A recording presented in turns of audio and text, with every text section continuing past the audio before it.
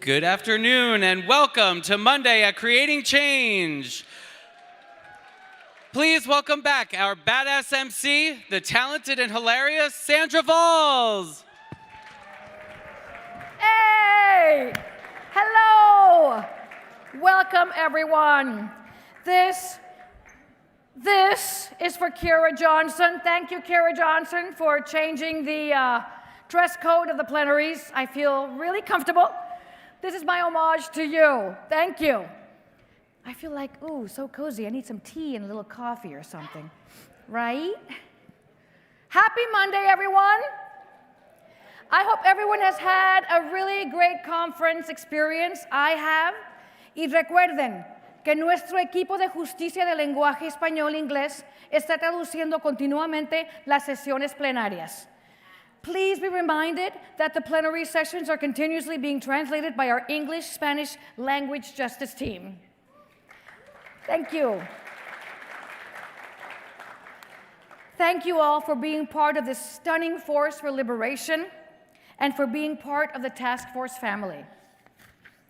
I want to give special thanks to our conference staff, Danny Linden, AKA not the new guy anymore, Daniel Moberg, AKA Mr. Everything Everywhere All at Once, Court Betro, yeah, you can clap for them. They've done a great job. Yes. Court Betro, AKA the calm in the midst, and Creating Change fellow Nikia Hack, AKA the hostess with the mostest. Also, thanks to all the members of the production team and to Mija, who organized so many of the special events we all enjoyed, as well as ensuring that we pay respect to the indigenous people whose land we're on. And as if it weren't clear, enormous thanks to the ASL community. Thank you to the ASL interpreters and the Spanish language translators who are a big part of making this conference accessible. And let's give a hand to the task force. Yeah. Yes. Let's also give a big hand to the task force staff, board, and volunteers, all of you. Take a moment to soak in all the appreciation. You can stand if you're able. Task force, board, volunteers, staff. Thank you, thank you, thank you. So we've come to our closing plenary, and it's time for one of my favorite moments of recognition that happens at every Creating Change. The task force's annual leather leadership. My tongue is out of practice.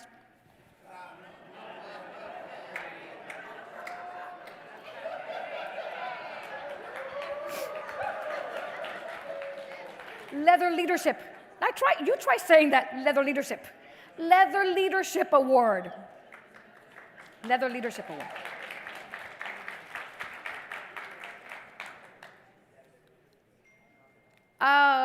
Leather folks have led the way since the beginning. This award honors an individual with a commitment to leather culture and its rich history. Well, yeah, a commitment, because when you're in a basement all tied up in chains, you gotta be committed, or what are you doing there? He combines that commitment with a demonstrated ability to ensure that the leather community continues to lead in the fight for LGBTQ rights, equity, and social change. To present the Leather Leadership Award, please welcome to the stage representatives of Defenders and Onyx, Juan Monsanto, AKA Fuego, and Master Taino.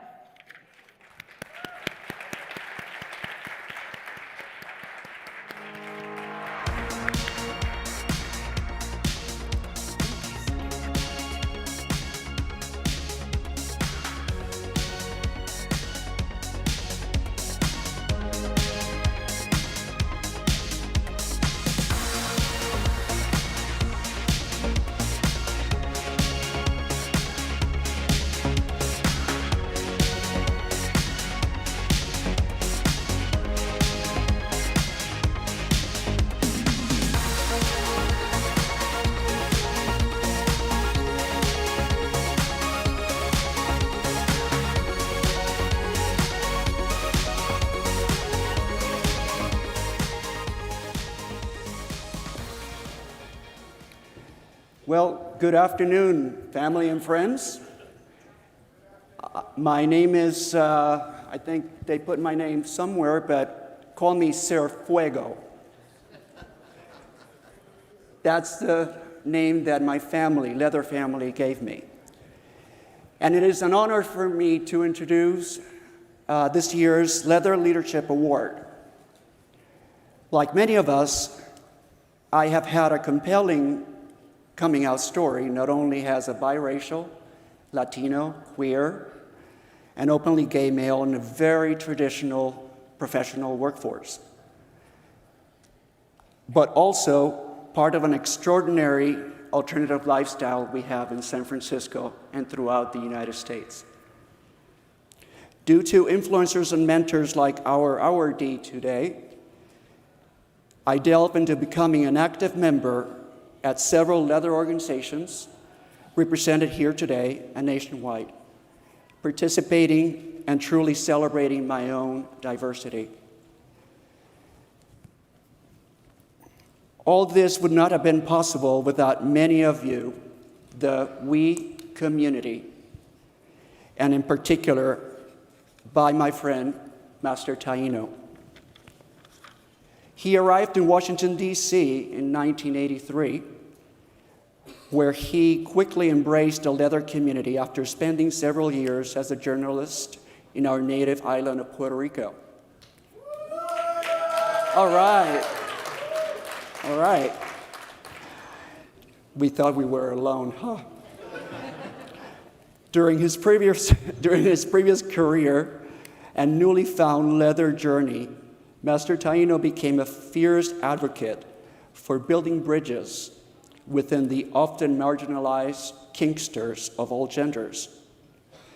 In 2001, he created the Master Taino's Training Academy to promote the education of master-slave relationships with separate training events, training weekends, which is now known as the MTTA Academy, which is still going on 20 years later.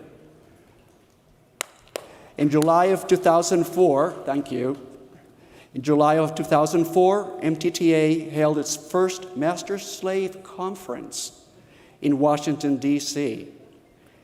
This year, MSC, as it is lovingly called, celebrates its 20th year, becoming the premier educational event on master-slave relationships in the United States.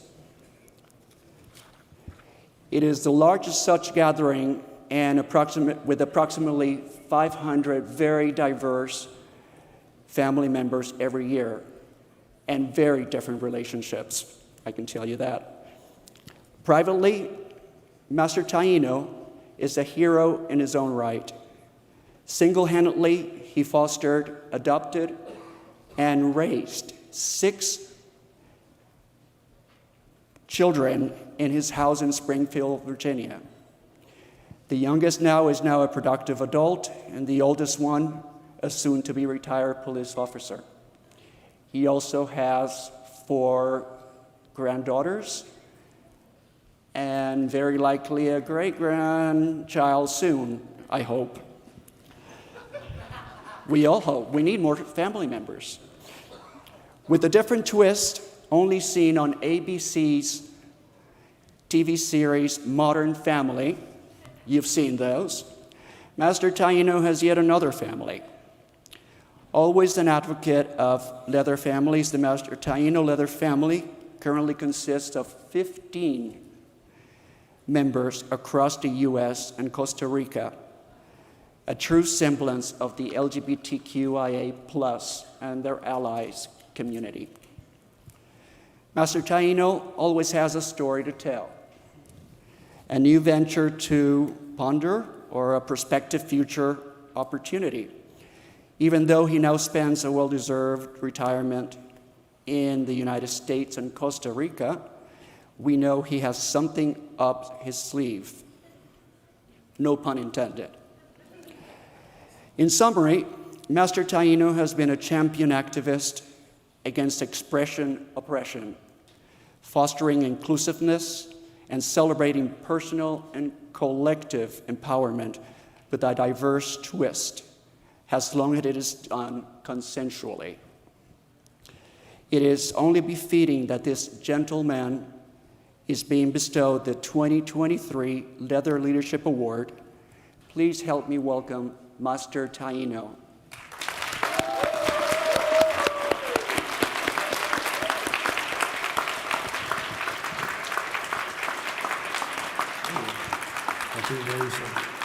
There you go.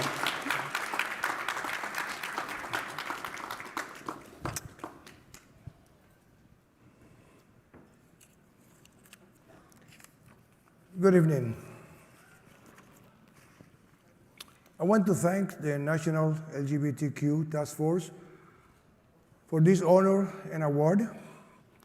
When I received the phone call in early January, I was completely surprised.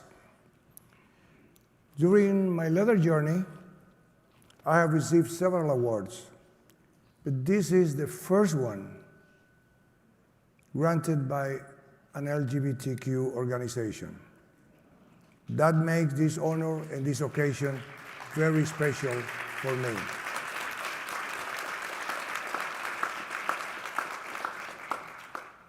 Thank you. I'm amazed where my life journey has taken me. Recently, the new Maryland governor, Wes Moore, said, and I quote, "I don't know how anyone could look at what I have done and think it was planned out. You don't plan out the journey." I am in complete agreement with Governor Moore and feel the same way. Throughout my life, I have been blessed to explore and live what I am passionate about. There is something innate in me that leads me to share with others whatever I have learned.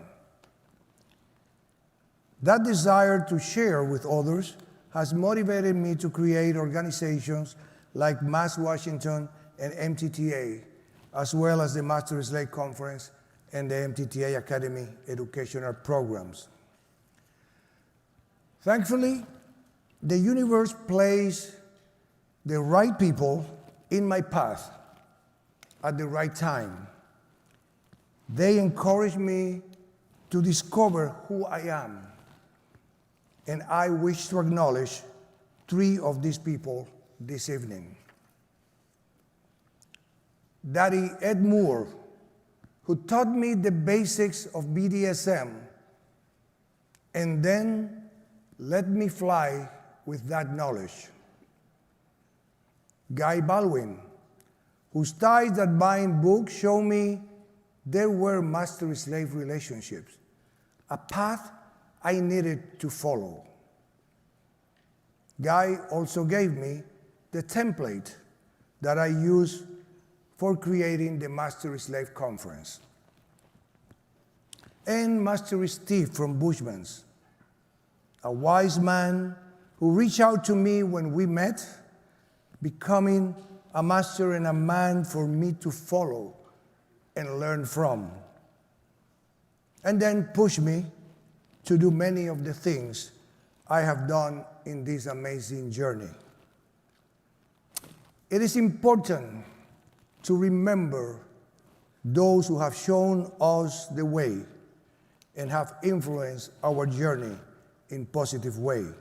I shall not forget my mentors and guides.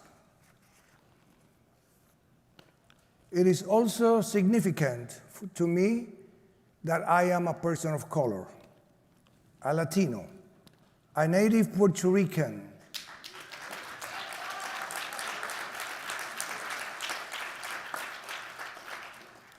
with a mix of Spaniard, African, and Taino, the indigenous people of my homeland.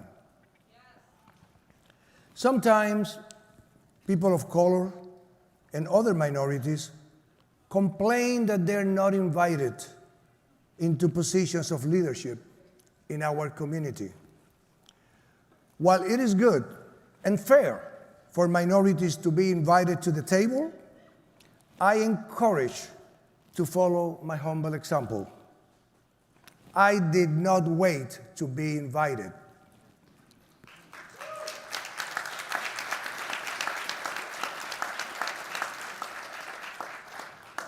I created and built the organizations and events that allow me to do what I was passionate about, particularly education on master-slave relationships.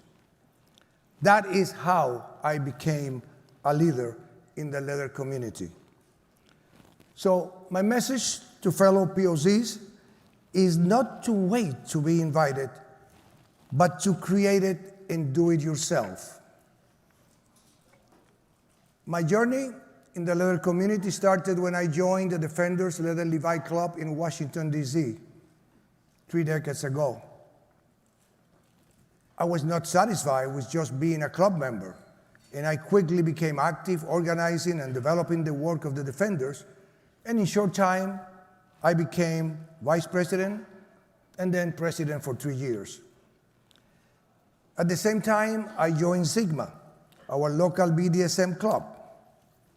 Even though I did not have any leadership position at the time within Sigma, I took the initiative on my own to look for a space for the Sigma Dungeon. I found a wonderful space and then got the lease in my name for the club, as the club did not have a history of renting. After that, I did become a Sigma board member. Again, we create our path and develop ourselves as leaders by joining, being proactive, and being doers with hard work, ethics, commitment, dedication, and love for our community. I have been blessed with this amazing leather journey that has allowed me the opportunity to make a difference in so many people's lives. My journey has been richly satisfying and has been the best reward I could ever receive.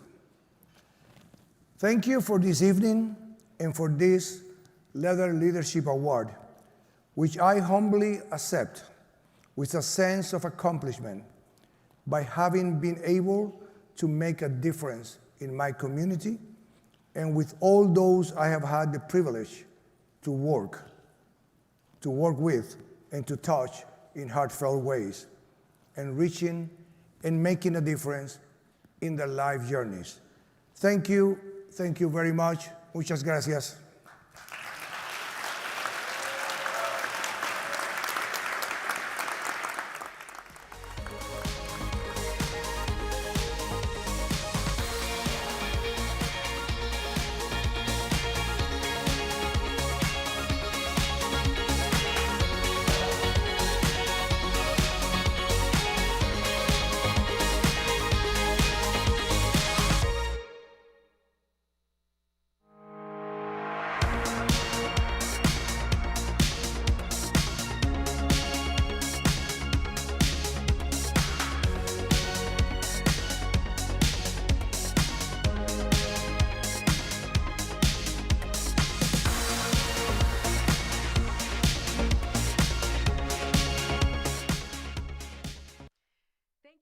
LGBTQ Task Force, and happy 50th anniversary.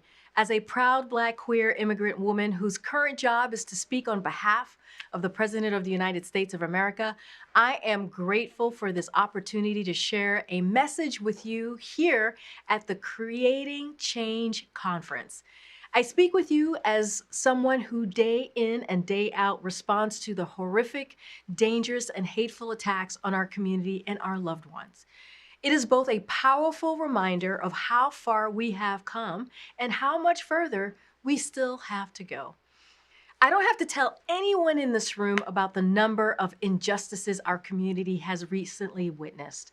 From erasing our stories from the shelves of public libraries to the gun violence that has targeted queer nightclubs, there has been a national monumental wave of attacks on LGBTQI people. Things that seemed impossible or unlikely 10 years ago seem terrifyingly real today.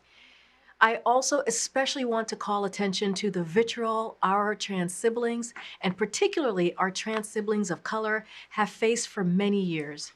Anti-trans laws are sweeping the nation. Extreme politicians are going after trans children and their parents simply for accepting and seeing their children for who they are. It is so difficult to watch. President Biden knows this is unacceptable and is working to stop these attacks. He is the most pro-equality president in our history. He championed and signed into law the Respect for Marriage Act. That matters.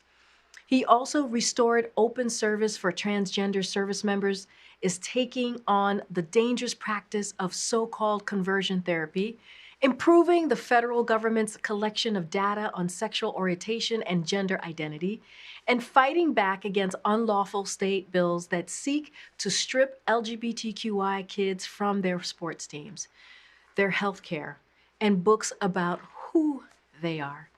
But there is so much work left to do. That's why during his State of the Union address, the president again called on Congress to pass the Bipartisan Equality Act to finally codify non-discrimination protections for LGBTQI people into federal law. And the president will continue to stand up against the attacks on LGBTQI people and families. The right to be who you are in this country is non-negotiable. Thank you for giving me this opportunity to speak, and thank you for the work that you do every day. Together, let's march to victory.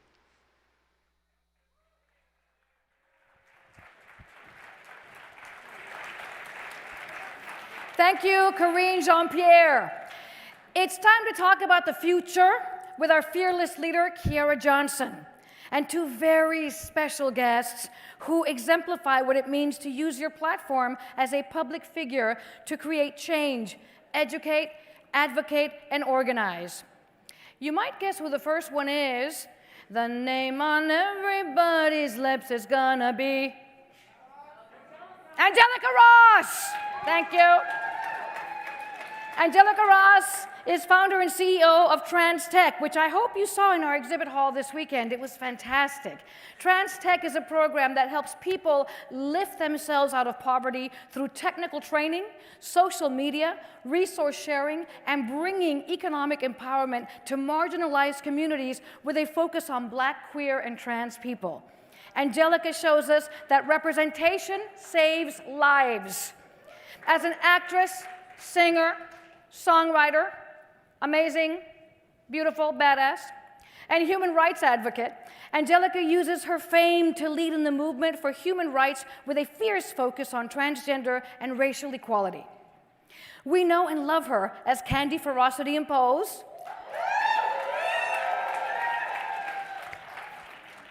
and she recently made history as Roxy Hart in Chicago.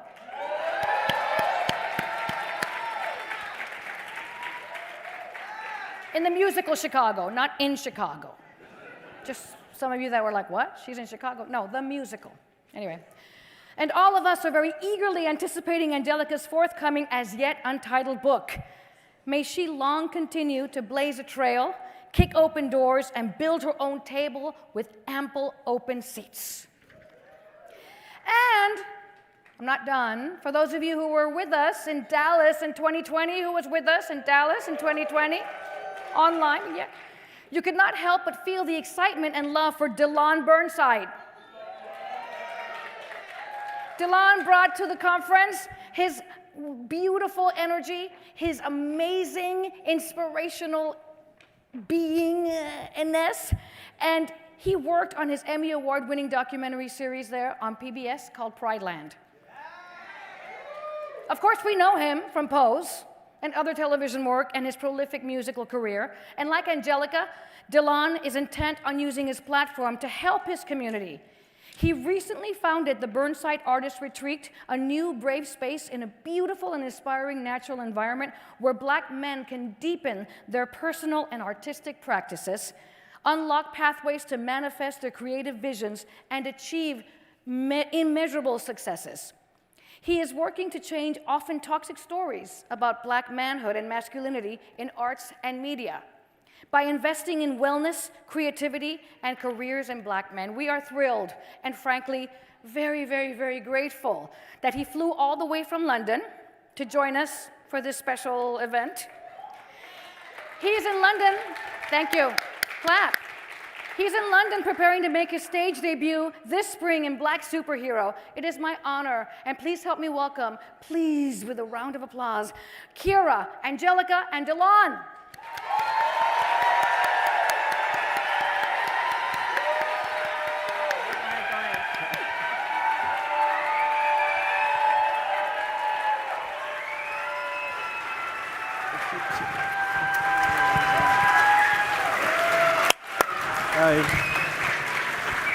Y'all look so good. Yes. I am Yes, everybody. fanning right now. Me too. It's Black History Month, and I am so honored to be able to be on this stage with two trailblazers as I'm trying to blaze some trails. And I'm excited to talk with you all. It's been a long 3 years, 7 years, 10 years. And we've got a lot to unpack and talk about even from the last couple of days, and I'm really looking forward to Actually, yes, we have a lot to unpack. Because, baby, let me tell you something. Excuse me for 1 second. But I got a lot of text messages from a lot of people. Yeah. They said, listen, Angelica, AKA the Black Trans Olivia Pope. They said, listen, we got some things to address, and it wouldn't be creating change if it weren't a space where Black, queer, and trans folks could make their voices heard and their demands heard. That's right. I am nothing without my community. We are nothing without our community. And so I just want to, before we get into all of this, let's just go straight to it. Let's actually just cut straight to the point. So I heard that, that we needed a demonstration and a protest because some shit wasn't going down the way that it was supposed to go down.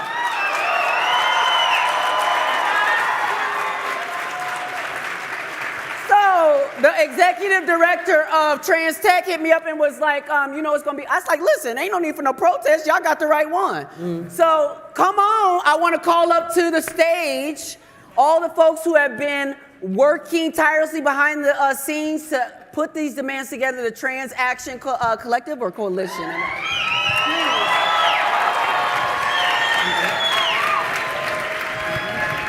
Join me on stage, please. In front of the stage, on the stage. If you cannot make it on the stage because of accessibility reasons, please come into the front of the stage here as well. Thank you so much. Bambi Salcedo, it's so good to see you. It's so good to be with my family. They knew that I was with the shits, and we about to let this happen. So listen. Of course, baby.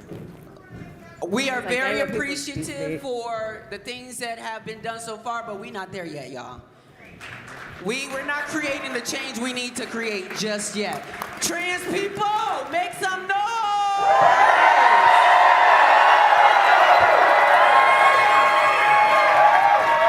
You wanna come over here?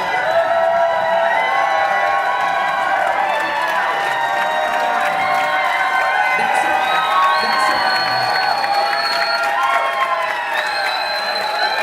Yes, that's right. How y'all doing? So to begin, I want to acknowledge that we are standing on stolen land. want to express my solidarity with the, I'm sorry, help me out one more time. Ramaytush Ohlone and all First Nations and colonized people around the world. I also want to welcome our beloved siblings who have become ancestors, bringing them into this space. I want to call on Monica Roberts. I'm okay. Into the space. I call Urvashi Baid into the space. I call Lorena Borjas into the space.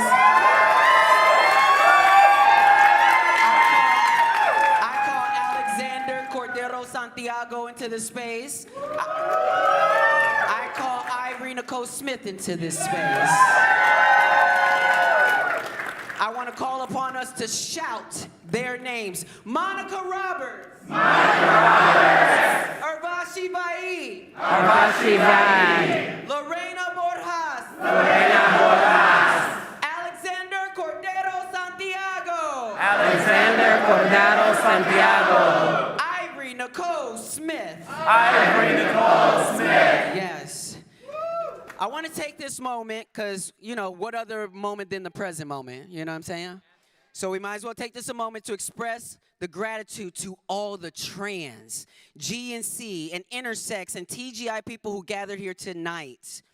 The past few years have been hard on us all, but it's been particularly difficult on trans people. Black trans people, to be specific. Indigenous trans people. Latinx trans people. Undocumented trans people. Trans people with disabilities.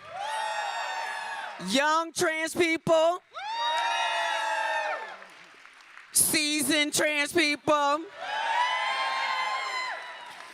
Asian, Pacifica, Muslim, Jewish, and Jewish trans people. From coast to coast, there have been an onslaught of anti-trans legislation that has fueled a wave of anti-trans and anti-non-binary violence and discrimination. And unfortunately, spaces that were created to hold us in times of crisis like this, such as creating change, are a microcosm of what we face in the larger society. So before I go any further, I'd like to call the 2023 Creating Change Trans Action Coalition to the stage, collective, to the stage, who are behind me right now. Give them a round of applause.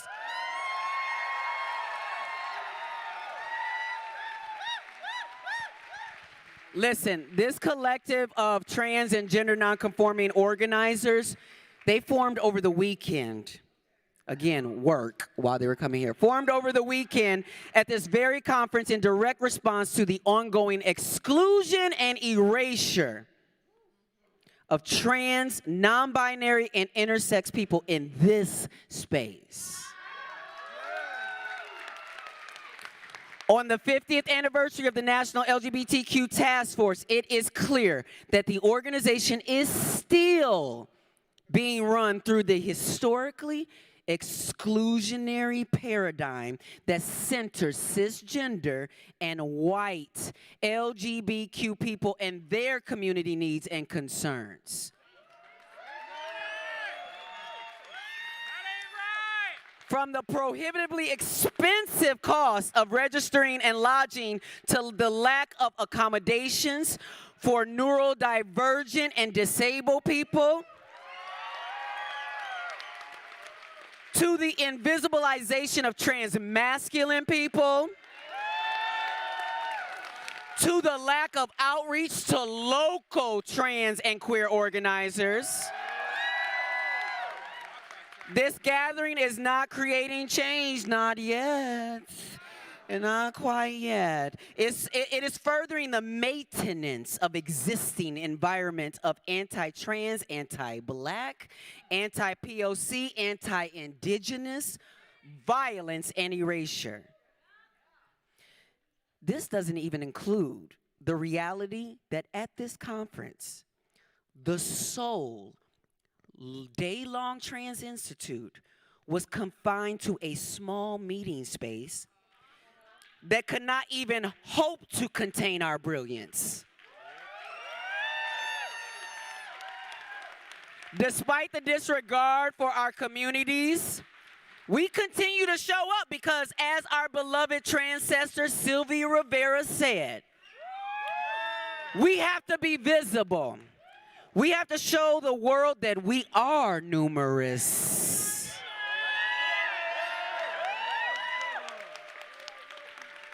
The Trans Institute gathering overflowed with our abundance, and the rest of the conference has benefited from the inherent wisdom that we bring with our presence.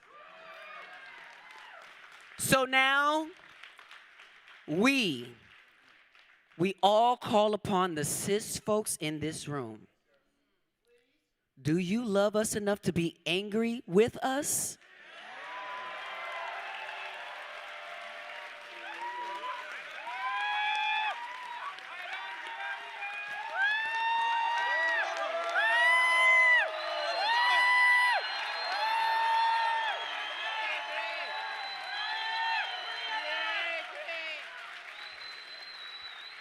Do you love us enough to support the transformative demands that we are placing in this space? Because here's a situation.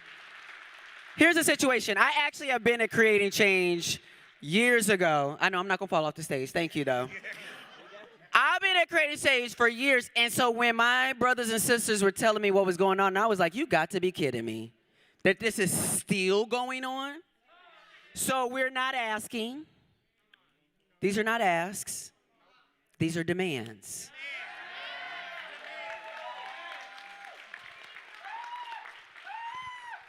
Creating Change describes itself as the nation's foremost political leadership and skill-building conference for the LGBTQ movement, and claims to be building a future where everyone is free to be themselves in every aspect of their lives. But it cannot possibly hope to do so if it continues to exclude its most marginalized community members, those at the intersections of transness, blackness, indigeneity, migration experience, and those with disabilities. Creating Change owes the participants in this year's gathering and those in future gatherings an intentional shift towards restitution and equity. Some of you might be wondering what that looked like. Equity and restitution looks like the LGBTQ task force taking accountability for the gender-based harassment and lack of cultural competency of the hotel staff at this year's gathering.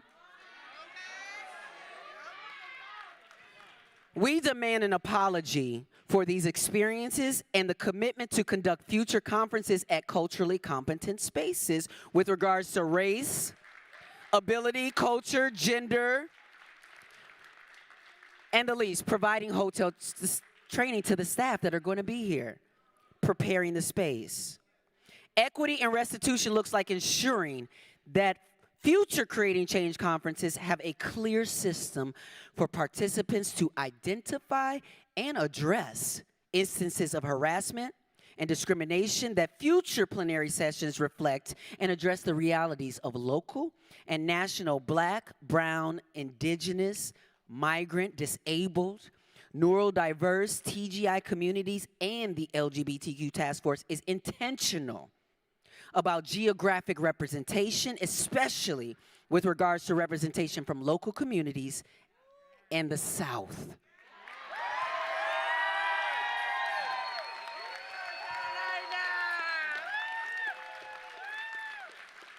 Listen, and just as much as y'all clapping, we're gonna need some real action. Okay? Equity and restitution look like the task force fully funding a separate multi-day TGI conference at the 2024 Creating Change Conference, as well as funding smaller regional gatherings for organizations unable to attend the larger convening. Fully funded means covering the cost of their registration, of travel, hotels, something to eat, a stipend for connecting with the local community outside this conference. This conference must be thoughtfully planned and center the leadership of TGI people. These will serve as spaces for us to further strategize on how to mend the relationship between the task force and the TGI community, to ensure that Trans Action Collective doesn't continue providing unpaid and tiring labor on behalf of the task force. This planning work will include a generous compensation.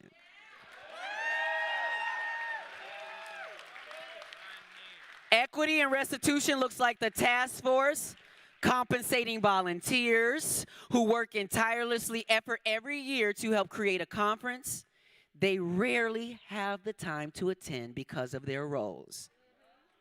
Equity and restitution looks like LGBTQ task force committing to unlearning ableism and prioritizing accessibility for the neurodivergent and disabled communities. This includes open captioning and interpreting for all sessions at all times, printed agendas for every session, a clearly printed and organized schedule in the program, lower sensory networking and social opportunities, awareness around which caucuses are placed next to each other, and their room sizes, clear accessibility requirements at events and receptions hosted by external partners that are adjacent to the conference. Equity and restitution looks like the LGBTQ task force working with the Trans Action Collective to convene a space to connect attendee organizations with funders and provide free one-on-one guidance on grant writing for less resourced trans organizations by the end of this year.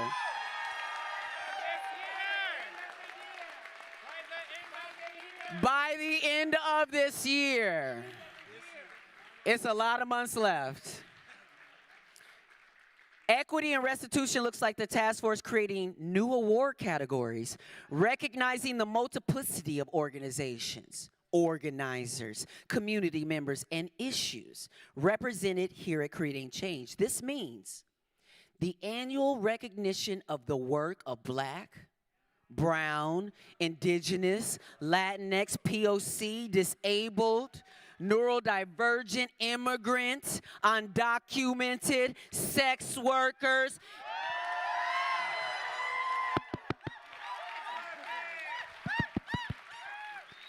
intersex, Asian, Pacifica, two-spirit, transmasculine, and non-binary community members. And listen, I know some of y'all, because some of y'all verbalize how you tired of all these new pronouns and labels. Baby, you gonna stay tired.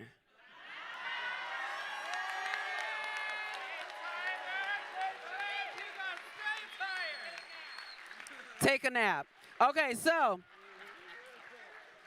equity and restitution looks like all TGI people being reimbursed for this registration, hotel, transportation, and food at this year's Creating Change.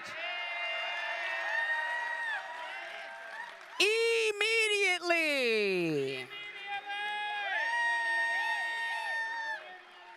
And finally, equity and restitution demands that the task force will not scapegoat its Black, Brown, trans, gender nonconforming, and otherwise marginalized staff. We know how you like to put us out in front. Listen, just because we got a Black woman at the executive director, we love her, but we understand it's a whole system. Okay? So we understand we're not going to let them just slap her face on the top of this problem.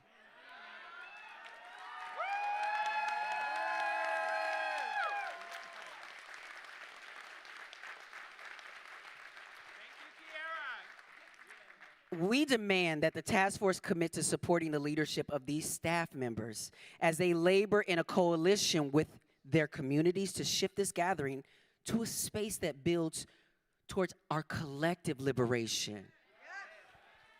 Now more than ever, the task force needs to support trans, non-binary, and intersex leadership.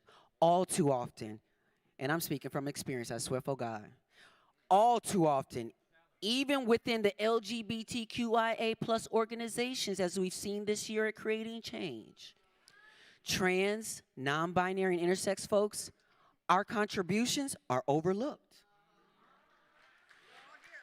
They're under-resourced and underfunded. Equity and restitution looks like the National Task Force publicly committing to and urgently accomplishing these transformations this year and beyond. So in case you haven't noticed yet, this is Creating Change.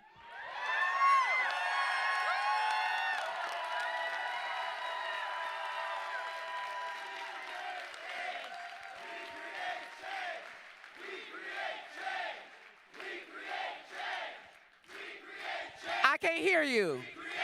I can't hear you.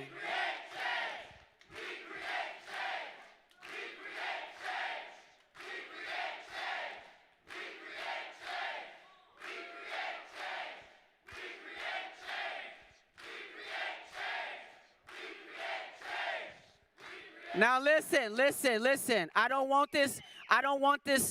I know this is on tape. I know that these words have been recorded. We will send you the PDF.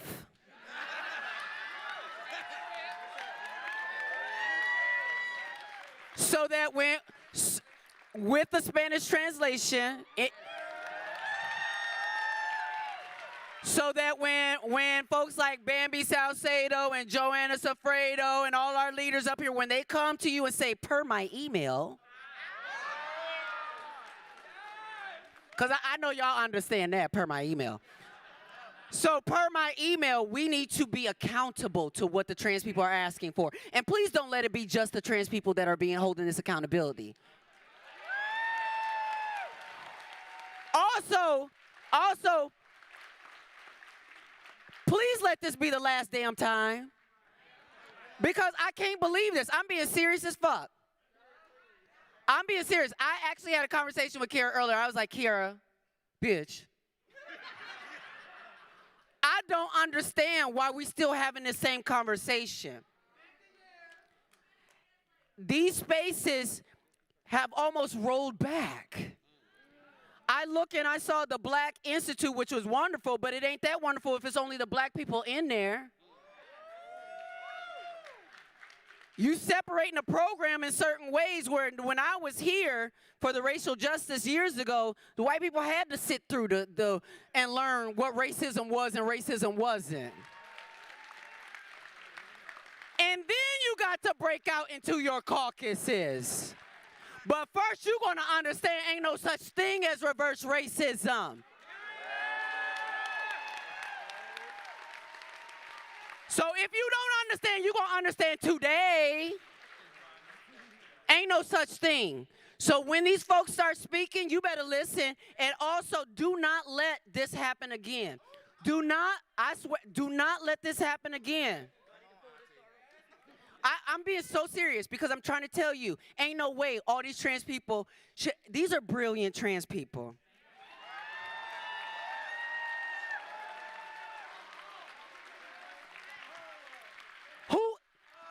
Trans is power. Trans power. Trans power. Trans power. Trans power. Trans power.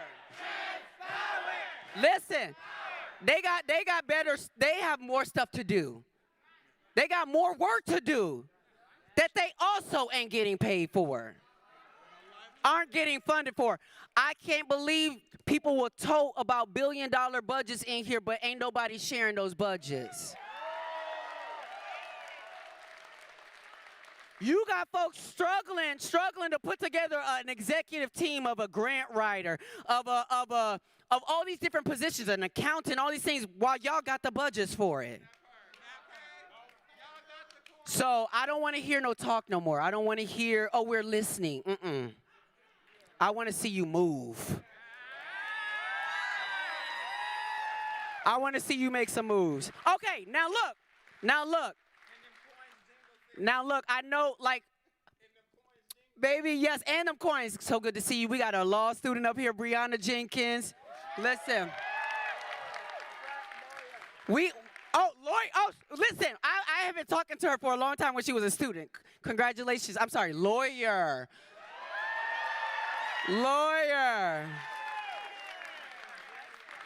All right, so listen, Delon, I am so sorry, baby. Okay, good. Because I told him, I was like, listen, my brother gonna understand. If we can have a few moments that we have left here to get into a conversation, because we still actually just gonna build on what we already been discussing. Because ain't no need to talk about some floofy Hollywood stuff when we need to get down to business. So can we get down to some more business? Thank you so much. I love each and every one of you.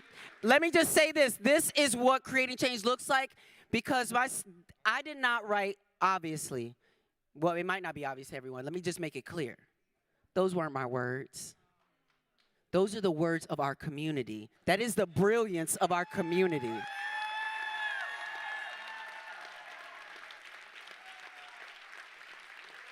So, instead of this brilliance having to meet up in a room to be able to do some of these things, small room at that, you need to start inviting these folks to the big table. There's no excuse for 1 penny out of every, what, $100? What is it, a penny out of every 4 pennies? 4 cents out of every 4 cents. Listen. And 1 cent for black. But what's ridiculous to me is I know these organizations value so much data and reports. Is y'all reading the reports?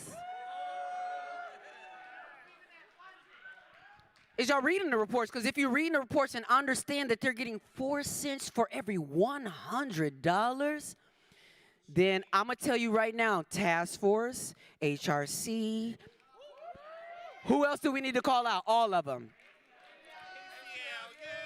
ACLU, Compass, Gilead, all of these things. When you don't just look at that information and be like, oh, that's a shame. There's only going to be so many times when we're going to be like this kind of cool. I don't know if you know my sisters and my brothers, especially them ones at that Trans-Latinx coalition. They don't play. I hope you know, because every year, trans women of color are the ones who lead this shit.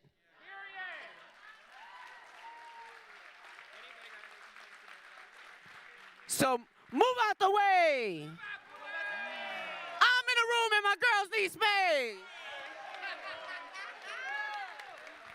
We all need space. Thank you much, everybody. We're going to continue this conversation real quick, and we're just going to end this with a party, right? We're not asking. Thank you, everybody.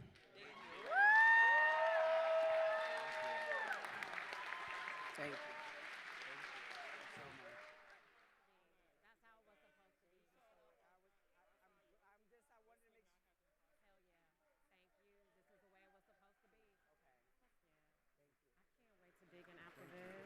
Thank you so much. I'm ready to dig. So ready. It's gonna be so good. Hell yeah. I want to give you thank you. Absolutely. Nice one. Likewise. Pleasure to meet you. Absolutely. Thank you. Good to see you. Thank you. I know things are hard right now. Hold y'all accountable with your life. But I believe in the work that you're doing. Thank you so much for your power. Yes. That this falls on. You need to be supported in your I role. can't cry. I don't make me cry because that's going. It's true. You need to be supported in your role. Okay. We're Thank you. All right, is my mic on? Yeah. Oh, thank you. Thank you so much. Thank you so much. All right, everybody. Now, I done talked a lot, so we're going to move it. So I'm going to talk a little bit less for a moment so we can get some more perspective and stuff in here. But listen, first of all, let's give Kiera a round of applause, please.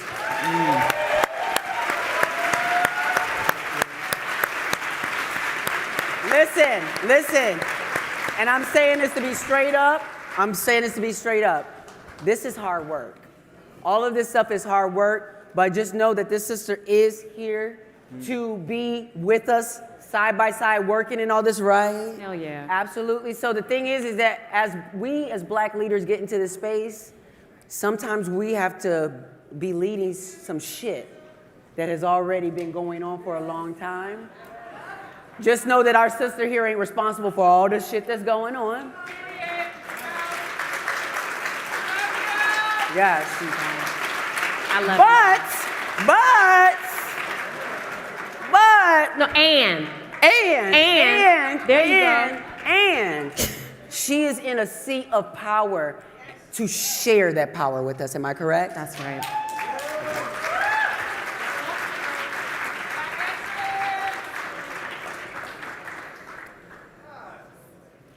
I just want to thank this amazing show of power.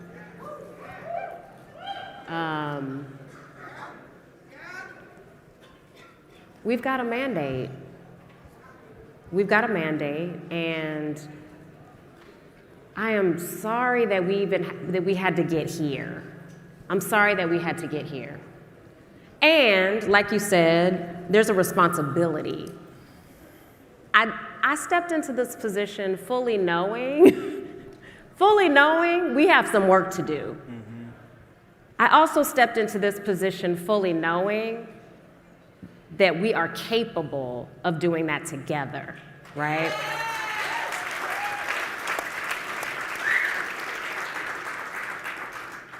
We've got real deep work to do. I look forward to getting the PDF. Yes. I think it's important for us to understand the emotional, physical, and spiritual burden to have to come up here, have to work, to say yet again, what is needed, what is wanted, what is deserved in a space like this. In spaces like many of us host, how many times do people have to say what they need before we address it? My commitment is not just to listen, I'm gonna keep listening, but we're gonna take what we've got today, we're gonna take what came from these demands, and we're gonna start looking at how we operationalize some of this stuff, for real. And you know I'm gonna call you. That's good. I mean, listen. You know I'm gonna call you. I'm here for it. Okay. And I can't do it by myself. Right. The organization can't do it by ourselves. But you're not meant to. The reality is that there are leaders in this community. That's right. To be honest, trans leaders in this community that could also run the task force. Yeah. But what I'm saying is, do not sometimes have the access and to running and leading these spaces. So what needs to happen so many times is that there needs to be development and paid development so that it's not just a learning experience, but it is also equity in what the decisions that are being made about our community. Right. I'm gonna, dig into these. What I can say off the cuff though, one of the things stood out and is, I won't say easy, but something I can address right now, is I'm really clear that these, reimbursements, we're gonna create a system of reimbursements for, from like registration, those kinds of things. I've already started talking to the staff about it. So we have a commitment to do some of that work now, and we're gonna dig in with folks. I mean, seriously, so many folks have come up to me, too many to name individually, that are like, we got you. We got you. We want to be in it with you. Let's talk. Let's figure out what creating change looks like next year. Let's think about what it looks like to be engaged in community in an even deeper way throughout the year, every year. And so I'm grateful. If you've been to creating change before, you know this is what community looks like. If you have been to creating change before, you know that transformation happens in the heat and in the pressure. We're in it, right? Yeah. We are creating diamonds from the coal right now, and I'm in it.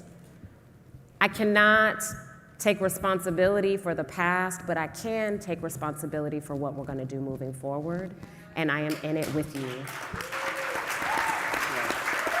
Because as we always say, as me and Delon, Delon, can I tell them that we both Nam Yoho Ring Kyo? Absolutely. Yes. So me and Delon are both Nichiren Buddhists, and chant Nam Yoho Well, Ring. let me pause you there.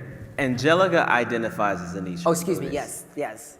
I don't identify under any sort of named religion. Yes. However, I do practice and I do chant. Yes. With Angelica. And we just know that, like, when we talk about responsibility, Yeah. it's the ability to respond. So when you are, every single last person in this building has responsibility. That's right. And some of y'all ain't that good at that ability. That ability to respond, some of y'all lacking. So it's all about improving your ability to respond. It's not about blame. Are you going to respond? And not react. Absolutely. Kiera, you said something. First, thank you to that coalition and all of the trans folks that came up here, all of the folks that came up here for that demonstration. I was not aware that it was happening, and I'm feeling a few different things. Like, I just want to give you space to talk and share these two women, these two brilliant women who I admire so much. And want to learn and figure out how to support. Because so often in these spaces, cisgender men have taken up way too much space. And we have to learn how to step to the side. That being said, Kiera said something that this is what, when we were listening back there, that this is what community is. And it excites me to be in a space where we are seeing real change being created right here in the moment.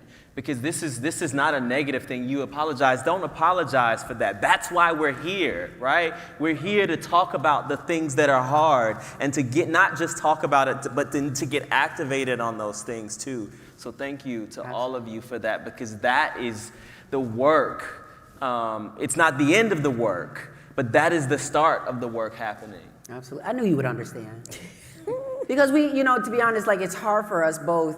Delon has created his own sort of effort into increasing space for Black men to be creative and have access to that process. But it's just interesting that we as actors and performers, like, you have been in boy bands. He's got his own single music, which if y'all haven't picked up Delon's music yet, y'all gotta download it, because that song, Heaven, is my song. I be just dreaming about Delon taking me to heaven. A mess. But what's amazing, though, is that as we know as Black, queer, and trans folks, how we create space to both have space for ourselves, but still do all this work that our white counterparts and sometimes cis heteronormative counterparts don't have to do. Do you feel like it's your responsibility to use your platform for advocacy, or how do you feel about that when even speaking up might have a price to your career? Yeah, it's such a relevant question for me in this season because, like it was mentioned before, that I came from London. I'm working on a play called Black Superhero at the Royal Court Theatre there. And thank you. Making my London stage debut. And my character, who is a black, queer-identified man who is the star of a superhero franchise, is grappling with those questions around how much you reveal. And when you look at the people who sort of occupy the highest stations in our field of work, they sort of toe the line and are very neutral on things or don't say much of anything at all. And that can, in a lot of ways, create a space for more people to accept and embrace them and see them in ways that they can perhaps relate to.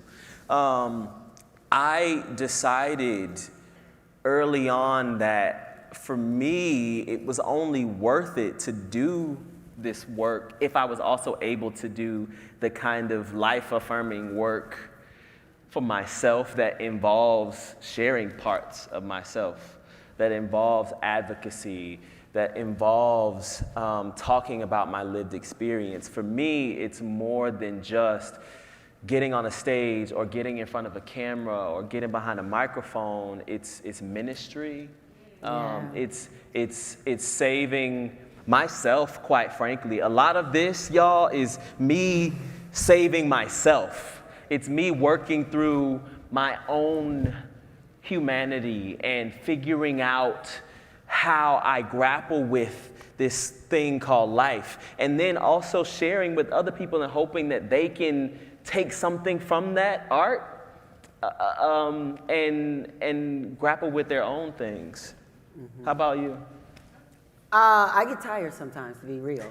Yeah. Like, as a black trans woman, you know, like sometimes it's like, okay, cool. This is what I was born for. I'm ready for this. You know, it's cool. But sometimes when you, especially as black trans folks and queer black trans folks, non-binary folks, we don't have, like we just talked about, we don't have the resources.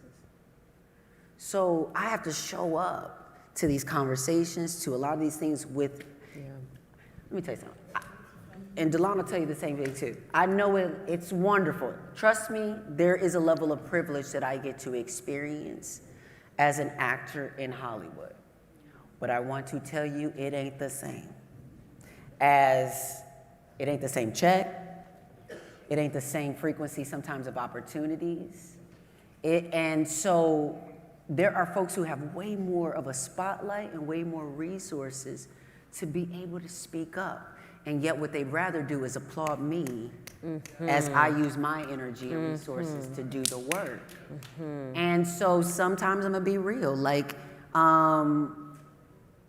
what saves me?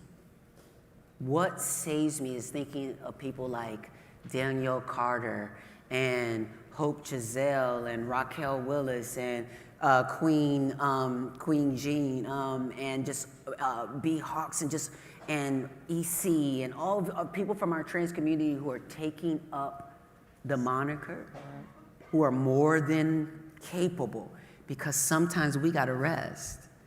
And there have been times when we have felt like there was no rest for us because of our numbers, because we were always being the same people called to the front line. But the movement's changing. And there are so many young people who have more vitality and fire and sometimes than some of us who are starting to dwindle a little bit because it gets tiring. But to that I say, for those elders in here, thank you so much.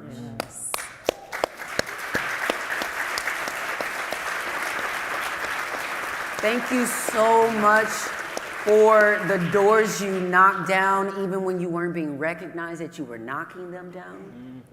Thank you for still showing up, even though this has been going on 20, 30, 40, 50. You've been seeing this going on since the beginning. Just know that your work is not in vain, that the baton is being passed on to other folks, and that you deserve to rest. You deserve to sit back. And listen, I'm not saying for the whole time. But I'm just saying you deserve to take as much time as you think you need. Because there are so many of us who are going to do this work. So I feel that way that I feel, but I still feel the responsibility to show up. So it's kind of a both and thing for me. Yeah.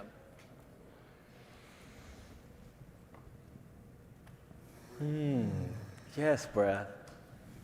Yes, breath. Yeah.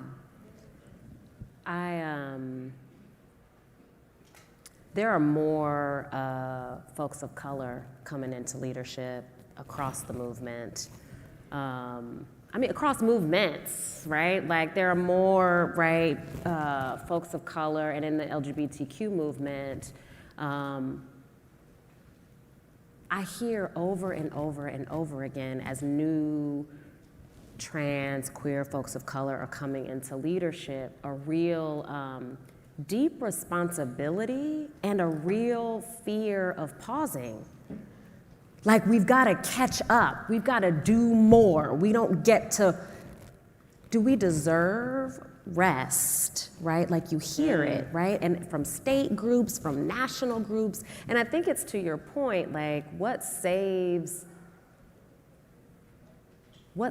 us? Sometimes we don't spend the time, right? Like the work saves us, right? Like we're like, every day I think to myself, damn, this is my job, right? Like this is I get to do this.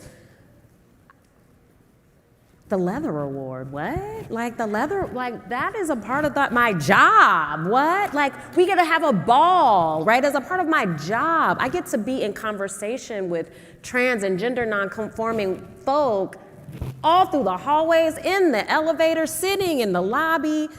This is my job. And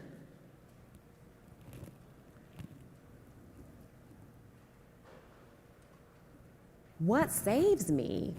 Right? Like there's just a real, question. What folks in this room, right? Folks that I get to talk to every day when they help me not feel cuckoo bananas. You know what I'm saying? Like they're telling me, yes, Kiara, I'm getting it from all over the place. Like I've got to do the work that folks dropped the ball on 20 years ago, and I've got to be a futurist to be thinking about where we're going 20 years from now, right? And I'm the one caretaking for my mama. Right. Right. And I'm the one, right, who is, my niece might be staying with me, right? Right? We always have done the most. We always take the best care of ourselves. And that's, honestly, I think where I get life, where I feel saved is when, I get to talk to other Black and brown and indigenous leaders in this work, and they're like, look, I got you. Or I get to say, look, I got you. And we get to vent, and we get to laugh, and we get to eat, and we get to sing, and we get to dance. It makes it just a little bit sweeter. You know who saved me years ago was Urvashi. Oh my God. Urvashi. Just such a brilliant person. They saved me because when I founded Trans Tech, they told me, Urvashi told me, they were like, Angelica, Trans Tech is a great idea. You're not delusional for wanting to do these things. Yeah. But what they told me was that the vision was so big for our community that it was going to take time. And they told me to give myself grace. Yep. That I could do what I could do with the funds, with the resources, with what I had. So amongst the judgment, amongst my own self-judgment and all these different things, I could always think back to what Urvashi told me and just said, it's okay, take your time. Urvashi called me. I called. I left a message. She calls from the hospital. Wow. She called me from the hospital and validated the shit out of me. I was like, In her hospital bed. in her hospital bed. And this is what I mean, like what gives life. Like that's our people. This is what we do for each other. We have to continue to do that work for each other. I was like, Urshi, it wasn't that urgent. She's like, no, you're urgent. I need for you to succeed. What do you need to know? What do I need to do? I was like, oh shit, okay, this is how I gotta show up. Yes, yes. The way she showed up for me, I'm trying to show up for y'all. Absolutely. Right? Yeah. It's required. Yeah. To that point, the feeling that you just named of being that person, but then also being that person for your family, for your neighbors, and whomever else, feeling that tremendous weight. All of these leaders in this room, I want to see a show of hands of how many people feel like they are that person that has to carry the weight, not just for the activism work that you're doing, the organizing, but for your families, all of it, right? It's all, this is everybody in this room, right? And this question of what saves me is so key. It's so important. And it's why Angelica was one of the first people I called when I had this idea of creating this retreat. And it's why I've created it, is because we can't do the work on empty tanks, y'all, right? And it's why these gatherings are so important, because it's not only just about coming to get the knowledge, it's not just about coming to get the contacts, it's not just about coming to get the latest and best practices and to make your voice be heard and to be seen. It's also about recharging the battery and speaking life into each other, right? And so as much as, you know, all of these demands have been placed that are important, I also hope that as the task force is working through what the next year and the upcoming years looks like, it should also be about figuring out how we recharge the battery and how we can fuel each other, because it's so important, because everybody in here is dealing with that same thing. Everybody needs it. I would say from the tech side of this conversation, coming from Trans Tech, you know, we have been doing our Trans Tech Summit. We were doing it in person, like at the Groupon headquarters in Chicago at first. Then the pandemic hit and we had to go online. But what it really showed us is, in reality, I was actually trying to push towards online events before the pandemic was happening, but was told that, well, clinical psychologists say the best kind of learning is cohort learning, it's 12 weeks, it's this, it's that, blah, blah, blah. But we need to evolve in this space, because actually the money's not flowing that well. And the reason why the money's not flowing that well is because we're forcing people to access this one way. Yes, some of it's online, but this is the one place in person. And we're a global community, and everybody don't have the funds to travel, or maybe don't even want to. So how do we do both and? How do we create satellite spaces so we can have the conference at the same time? But we got people in Miami, in Chicago, in New York, in LA, and whatever class or workshop you miss, you can catch it online, and in another language at that. So I think we need to. It sounds great to continue to do these big things where 3,000, 4,000, 5,000 people are in attendance, and that all sounds great. Numbers, numbers, numbers. But I think it's going to be more effective for us to move in a way that is more accessible for folks. So that means both. Right. In person and online, and so that people feel in person and online, but also satellite places. Salesforce, Twitter, Google, all these companies that talk shit basically, and y'all have maybe a closer relationship than some of us do, but they have space. Yeah, that's right. These larger organizations and community LGBTQ organizations, the centers, the LGBTQ centers, those can be conference. We have one in every major city across the thing. So we need to think about this smarter And again, the innovation needs to just be brought to the table. I'm so happy to be one of those people. If you want to call me to the table, it might come with a price tag, but it like, you know, just a little price tag. You know, it might be tax deductible, but like, you know. But just saying, I'm willing to come be one of those voices. There's so many other voices that are willing to come to the table, but you can't do this change without us. It won't happen. Yep. I know we only got a few minutes left. I know. I'm like, you're watching this happen in real time, y'all. You have no idea. This is like some, yes. You know, we talked a little about what saves us. If we turn our eyes to the future, right? Like I think a lot about what I want for us to move from a short-term future, right?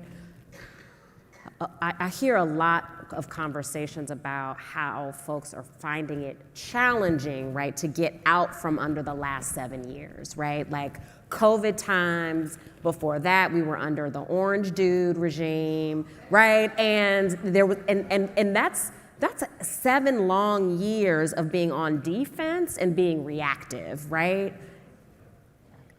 Being in crisis management mode, right? Like, you know, we got to move out of crisis management mode. So what does it mean, or what does it look like, or what comes up for you both, have a conversation about where do we need to be 25 years from now, 50 years from now? What does it mean to fortify ourselves to be resilient and visionary toward that place while also dealing with tending to the moment, the crisis of the moment?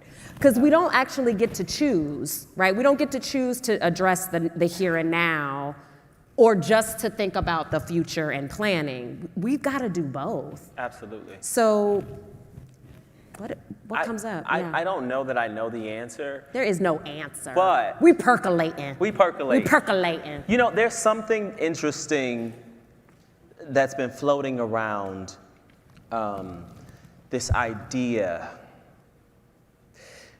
I don't know if any of you have seen this Morgan Freeman clip. About the Black History Month? Yeah, about Black History Month. And the interviewer asking him, how do we get beyond race? And he says, we have to stop talking about it. And in some ways, I think there's something powerful in it, and there's also something a little misguided and backwards about it. And so, but I think in the tension of that misguided and in something powerful, there's something in the middle there that I think is the key to what you're asking, Kiera. And I think it is, we have to be fully present enough in the realities to say, ouch, you just stepped on my motherfucking toe and it hurts. And I need you to get the fuck off my foot so that I can actually move and get to the thing that I'm trying to get to. And we have to exist in the space of Nam Myoho Renge Kyo, which is I see, I'm manifesting, I know who I am, I'm looking into that mirror and I see who we are and who we can be and who we're gonna be. And it's a tension though, right? It's definitely a tension. I mean, when I heard that same sort of clip and it's not just him. We also see, you know, there's other actors who are talking about, you know, they don't want to be labeled as black actors or as gay actors or as, you know, there's all this thing about taking the labels off. And in a way, I understand it because I'm an actor. Right. I'm an actor. I'm also black and I'm also queer and I'm also a man. I'm an actor. Angelica's an actor. She's also all these other things, right? James Baldwin said, I am what time, circumstance, history have made of me, but I'm also so much more. It's creating the space for, yes, I am this, and that, but beyond that, I'm a human being. And so I'm interested right now in how we navigate that tension of looking at the real day-to-day issues and challenges that we face, and also speaking life into what we want and how we want to occupy the world. Absolutely. Yes. Yeah, for me, I do understand some of that perspective. This is what I've been advising myself on, and this is what I'm going to advise you on as well. So basically, when you are in a room, when you are in a situation, an environment, here's a tool that I want to give you to sort of use. It's basically an assessment tool. And what you're doing is assessing your own capacity in the moment and saying, do I really even have the energy right now for this bullshit? Secondly, assessing the environment. Will they even hear me? And getting better at crafting your response, your ability to response, that is directly correlated to what you've assessed in the environment. What that means is when you've assessed that they might not get everything that you're putting down, it's okay, drop a seed. When you assess that they are hungry and at your every word and listening and ready to learn, you lean in more. But what I want us to do is to stop wasting some of our energy on people who don't deserve it. Yes.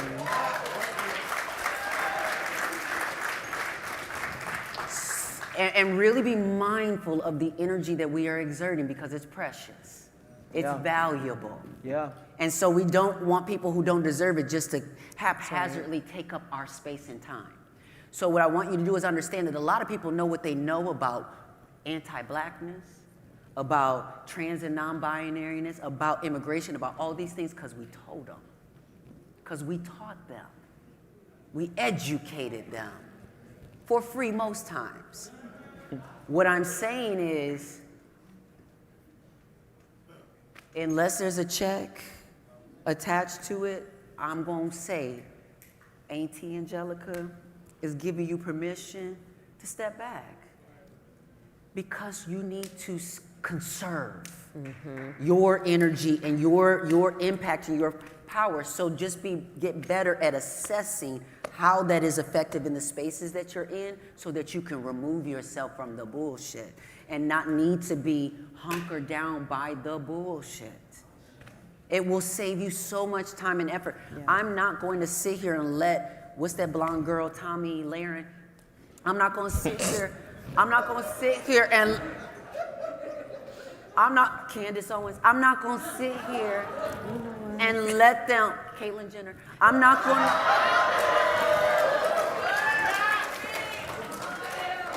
Now, I could name some more names that are going to get too close to home. Oh my but God. It's going to be good.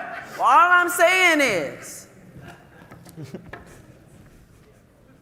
when they are demonstrating that they do not have the capacity for your brilliance, back up. Back up. And just know that we can be on higher ground. And that's just a little note, because I got a song coming out called Higher Ground. Yes, she does. But just saying that we can have a party on higher ground where everyone is being respected and valued, and they can wish to be a part of that party. But just know that to be the entrance, the admission fee to get into our party is accountability. You can't get in without it. You can't get in without it. Yes. You know what? Both of you, don't waste your time. Be present. Be present in the moment. Be present in the conversations. Be present in the challenge. Be present in the struggle. Be present in the learning.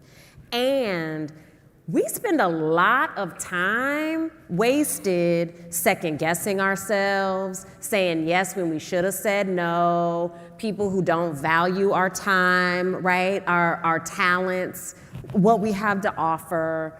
And I think that is the place. If we are wasting less time, then we've got more time to build a broader network and get deep with each other to do both what is required of us now, but to also have the energy, right? The spiritual fuel and the time to vision and start implementing the future. Absolutely. We have to do it together. That's right. And it ain't on one person. That's right. And saying yes to those people and those institutions and those organizations and the communities that fuel you. You know, I said yes to being here it's 2 a.m. in London. I can't believe he got on a plane from, I said, you came from, baby, you better than me. It's 2 a.m. there, and my last time at Creating Change, I was there in Dallas in 2020, filming Pride Land, and I had such an amazing time, and they were so gracious, and Kiera walked me around and held my hand and talked to me about the people and took me to introduce me to people at the booths, and they let me film, and we were able to do something really amazing with Pride Land as a result. And that was one of the most beautiful experiences of 2020 for me. I had never been to anything like this in my life before. And so, although we haven't had a chance to gather like this since then, we've stayed in contact, and they have been comrades and a source of inspiration and have supported me, and it meant everything for me to be able to come back and support y'all for this. And so I say that to say it's important that we also go the places where, to the people whose eyes light up when we walk into the room, the people who ignite us, the people who are investing in us and sowing into us. It's important that we also invest in them and continue to have those conversations and invest in those relationships, because the fact of the matter is those are the people that are going to sustain you as you collectively rise together. You know, I'm in it with these sisters all the way. Angelica and I bonded from day one on Pose, and it's my sister till the very end. And we've supported each other in ways that no one will know. And so I encourage you all to do that too. It's looking to your left and your right. Those are the people that are going to have your back. Yes, we got to look up here and ask people to support us who are here, but it's the folks who are right here with you, sitting next to you right now in these chairs, that are going to be the people that sustain you as you continue to do this work. Yes. I think we're out of time. We are out of time. Help me thank these fantastic people. Thank y'all so much for doing the work.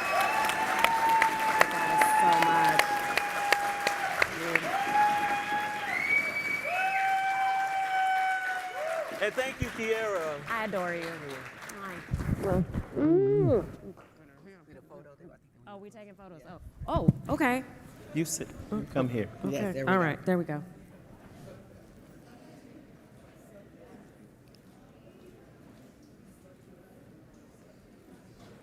Yeah.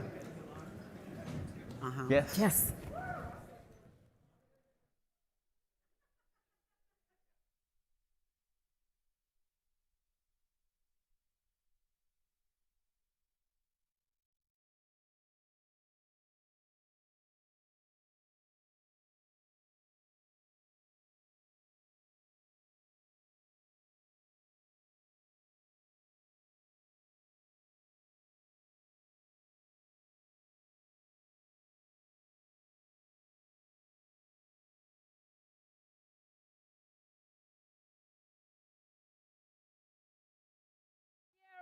Angelica and Delon.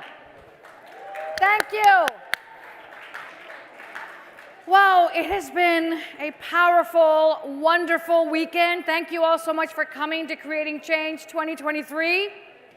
We played games, we had a house ball, we cruised the opening cruise, and in the elevators, not me, but I saw some things. But it was fabulous, and we definitely created some change. You know, I had drinks with two straight girls who innocently stumbled across our conference. Let's just say that they had a lot of questions and I had a lot of answers. I definitely created some change there. Let's just say one of them bats for our team now. Thanks. I am so honored to have been chosen to be your MC at this tremendous, powerful event. I can't tell you how grateful I am. Thank you so much for choosing me. An enormous thank you also to the staff here at the Hilton, including members of the Decorators Local 510, Teamsters Local 665, Sign Display Local 510, IATSE Local 16, Stationary Engineers International Union of Operating Engineers Local 39, and Local 2 of Unite here, and Local 856 of the Teamsters. They made sure we were fed, checked in, that we had light, that we had warmth, that the air condition worked, that the signs worked, that heavy things were moved. Man, that's a lot of work. I'm not that kind of dyke. I don't lift heavy things. I'm a different kind of Les, but thank you to them. And I know a lot is going on in the world, and quite frankly, I don't want to live through another historical event. I am tired of that too. But for all the things that might make you feel hopeless, there are just as many things to be hopeful about. Remember, winter always turns into spring. I'm also Nichiren Buddhist. For 50 years, the National LGBTQ Task Force has been fighting for change and liberation. That's why they founded the conference 35 years ago, and they called it Creating Change. Whether this was your first Creating Change or your 35th, you are now part of the Creating Change family. And we hope that you'll continue to join us every year. You are a change maker. You are the change you want to see in the world. You have the power within you, and power is sexy. Japanese Buddhist philosopher Daisaku Ikeda says, "A great human revolution in a single individual will help bring about a change in the destiny of a nation, and in addition, allow change in the destiny of all humanity." And the most important thing any one of us can do is to protect democracy at home and abroad, because we know it's under attack. We want each and every one of you to make one promise to yourself, and that is to queer the vote. If you yourself are eligible to vote, make sure you are registered and make sure to plan to go and vote. And whether or not you're eligible, make sure that everyone in your world that is eligible does the same. Queer the vote. There's a reason why they want to suppress the vote, and that is because that's how they win. Let's prove them wrong. Let's get out and vote like our lives depend on it, because they do. How are you? I'm great. Cesar Chavez said, "Once social change begins, it cannot be reversed. You cannot uneducate the person who has learned to read. You cannot humiliate the person who feels pride. You cannot oppress the people who are not afraid anymore." So before you head out, we have more. We have a lot more today. So we have caucuses, we have a fabulous dance party, we have a variety show, and tomorrow please join us in the morning at 10:15 a.m. for a closing ceremony with our Indigenous leadership organizers and the radical farewell with coffee and beignets. And next year we're in New Orleans. Join us January 17th to the 21st. It's beads, bosoms, and bottoms. Oh, and bourbon. So thank you for having me. Thank you for being here. And have a wonderful rest of Creating Change. Thank you so much.